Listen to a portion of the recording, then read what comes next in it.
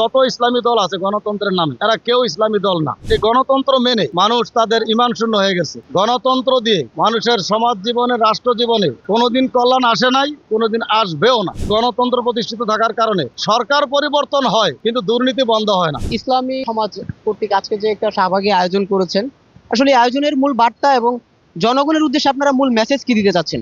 আমরা যে মেসেজটা দিতে চাচ্ছি, আসলে জাতির মানুষ গণতন্ত্র মান্না ঈমান শূন্য, শিরিক এবং কুফরির মধ্যে নিমজ্জিত আছে, যার কারণে আল্লাহর আযাব গজব বৃদ্ধি পাইতেছে এবং জাতির মানুষ বহু দলে উপদলে বিভক্ত, সংঘাত সংঘর্ষে লিপ্ত।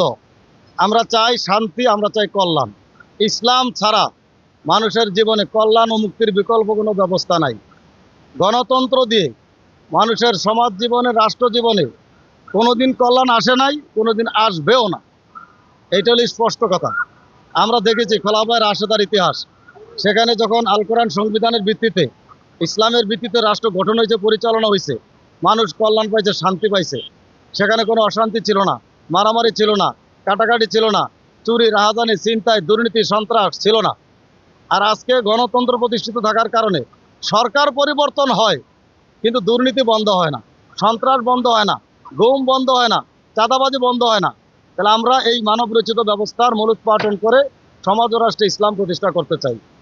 খোলাফায়ে রাশিদিনদের আমলের পর থেকে আসলে বাংলাদেশে চলছে যে আসলে এই গণতন্ত্রের যে নীতি, তো এই গণতন্ত্রের নীতি কেন আপনাদের কাছে মনে হয় যে আসলে এই গণতন্ত্রের নীতি দিয়ে সমাজের শান্তি শৃঙ্খলা বজায় রাখা যাবে না বা শান্তি শৃঙ্খলা আসবে না, কেন মনে হয়? এবং আপনাদের কাছে কেন মনে হয় যে খোলাফায়ে রাশিদিনের আমলে যে নিয়ম নীতি মানা হতো এবং কোরআন সুন্নাহর আলোকে তারা যেভাবে চলতো, সেই নীতিগুলো কেন বাংলাদেশ বা সারা বিশ্বের জন্য শান্তি বয়ে আনতে পারে?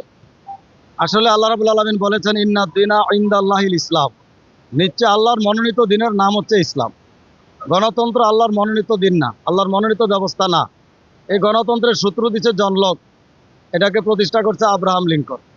তাহলে যেই ব্যবস্থাটা মানব রচিত ব্যবস্থা, এই ব্যবস্থা দিয়ে কল্যাণ আসবে না, শান্তি আসবে না। এবং এই গণতন্ত্র মেনে মানুষ তাদের ঈমান শূন্য হয়ে গেছে, তাদের আমলগুলি ধ্বংস হয়ে যাচ্ছে। আমরা যদি রসুলের ইতিহাস দেখি, তাহলে যেটাকে আইয়ামে জাহিলিয়াত বলতো, বর্বর জাতি, অজ্ঞ জাতি, মূর্খ জাতি, এরকম একটা আইয়ামে জাহিলিয়াত বর্বর জাতি যদি সভ্য জাতিতে পরিণত হয় আল কোরআনের বিধান দ্বারা, ইসলামের বিধান দ্বারা, তাহলে বর্তমান কেন হবে না?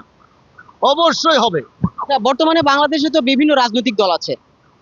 রাজনৈতিক দলের মধ্যে অনেকেই আছে যারা ইসলামী রাজনৈতিক দল, যারা ইসলামী রাষ্ট্র কায়েম করতে চায়। তাদের উদ্দেশ্যে আপনারা ইসলামী সমাজ কি বলতে চান? তাদের উদ্দেশ্যে আপনাদের বার্তাটা বা মেসেজটা কি? আমাদের স্পষ্ট মেসেজ হলো, আমাদের দেশে যে দলগুলি আছে তারা প্রত্যেকটা দলই গণতন্ত্র মাইন্না কুফরি এবং শিরকে লিপ্ত আছে, যার কারণে তাদের প্রতি আল্লাহর আযাব গজব প্রতিনিয়ত বর্ষিত হইতেছে। আদৌ তারা ইসলামী দল না, কারণ ইসলাম আর জাহিলিয়াত পরস্পর বিপরীত এবং বিরোধী ব্যবস্থা।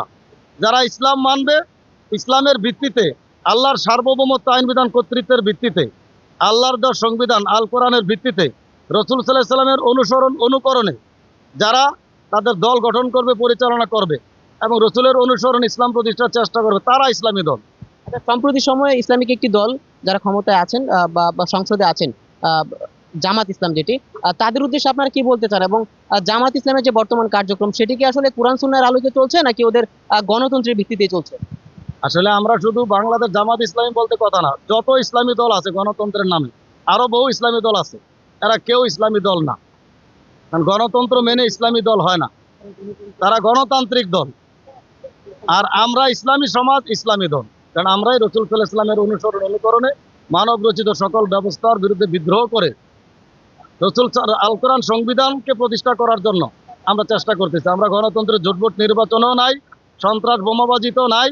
আমরা একদল ইমানদার সৎকর্মশীল লোক তৈরি করার জন্য দাওয়াতি কার্যক্রম চালিয়ে যাচ্ছি। আলহামদুলিল্লাহ, আজকের আমরা এই শান্তিপূর্ণ অবস্থান কর্মসূচি কেন্দ্র করে আমরা সারা বাংলাদেশে প্রতিটা ডিস্ট্রিক্টেই এই ব্যাপক গণসংযোগ হয়েছে, দাওয়াতি কাজ হয়েছে এবং মানুষ সাড়া দিছে। সকলেই চায়, তারা মানুষও বলতেছে যে গণতন্ত্র যে কল্যাণ আসবে না, শান্তি আসবে না, ইসলামই দরকার। সাধারণ মানুষ পাশ থেকে আমরা এই সারাটা পাচ্ছি। আমরা সাধারণ জনগণের কাছে বার্তাটা দিতে চাই যে আপনারা যদি আল্লাহর আযাব গজব থেকে বাঁচতে চান, দুনিয়ায় কল্যাণ চান, শান্তি চান, আখিরাতে জাহান্নাম থেকে মুক্তি চান, তাহলে গণতন্ত্র সহ মানব রচিত সকল ব্যবস্থা ত্যাগ করুন, ইসলামের পতাকা তলে আসুন, ইসলামী সমাজের আমিরের নেতৃত্বে ঐক্যবদ্ধ হন।